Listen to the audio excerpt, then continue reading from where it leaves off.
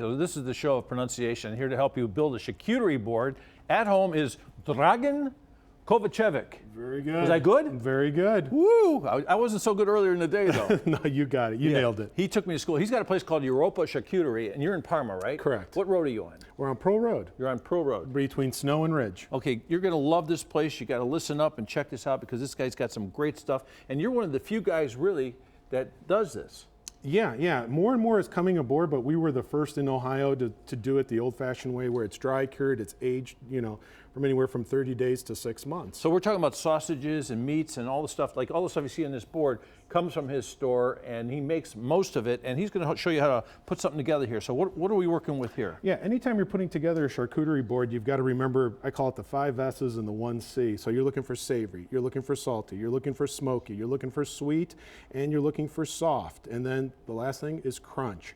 So as you look at this board here, we've taken all that into consideration. The pickles the crunch. You've got that. You've got some great chocolate mocha coffee beans in there too for the sweetness and the crunch in there.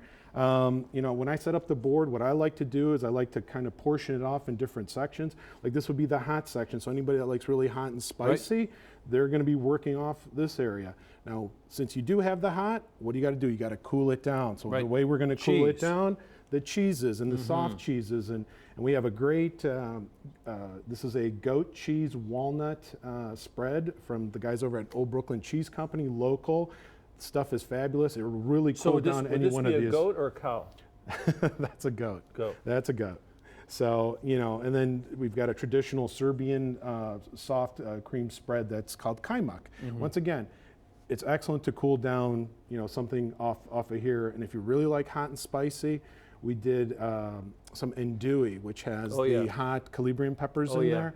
It's screaming hot. So what's this big piece of cheese here? That is that is a Irish Gouda, and once again, the guys over at Old Brooklyn Cheese Company, which we partner with, you could get all our products over at their place. And they were very instrumental in helping us put this board together. Okay, so let's take the audience to school a little bit. So that you heard about what you're supposed to put on there. So let them show you a little bit about how to do it. So, like, what is this item right here? Okay, that's a carne salata. It's a carne salata. Yeah, I call it the poor man's prosciutto. Oh. Okay. So the nice thing about it is it doesn't take very long to cure. Is that from the pork loin? That is actually the cushion, what they call the cushion. Okay, it's from the front part of the hog, and once again, what makes it nice is it tastes like a prosciutto, but and it doesn't take that long to But what some of the other things we do is we do dry cured bacon the old-fashioned way. Now, what I love about this, and listen up here, chefs, I know a lot of these guys, we leave the rind on. As you're sitting here cutting this and making little matchsticks out of it, okay, you save the rind, throw it in your gravies, put it in your gravies. It'll thicken it up. It'll give you a flavor like you've never seen before. It'll be your little secret as to what's in there. You throw things like that in, people can't understand how your stuff tastes different from theirs, but it's that little tiny touch. Right. Like I use Parmesan, the rind off of Parmesan, like in absolutely, tomato sauce, like that.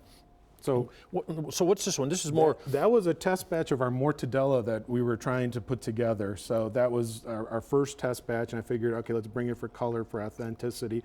You've got the nice back fat cubes in there. You've got the pistachio nuts. So that really, accents it. And this is pork? That is all pork. Yeah, all our products are pork here. Now, is it true going back historically that mortadella, when they made it years and years and years ago, was actually like a different kind of animal than... It could very well be, yeah. It may have been. I don't know my history on I'm not going to bring up the rest of that, but that is a little piece. Okay. So and you made these salamis too, Okay, yeah. We have our chorizo, and we've got our sopressata here. And one of the reasons I was displaying it here, as you're making up a cutting board, or I'm sorry, a charcuterie board, you're cutting it up, you're going to have some leftover. The most important thing you can do, is you leave the casing on. When you're done, I take a little saran wrap, put it over the cut edge. Fold the casing Fold over. it back over, twist it up. This could store for at least good 2 to 3 weeks. So your casings come off pretty easy, it looks like to me. Most times they do, yes. Yeah, because a lot of times you got to get them wet to get it off. That's Yeah. a little secret Right. that's helpful too. But Correct. that way you pretty much have to cut up the whole thing. Right. So we got these great jars of things too you can find in the store. It's called Europa Charcuterie. Well, this is from our friends over at PV Euro Market.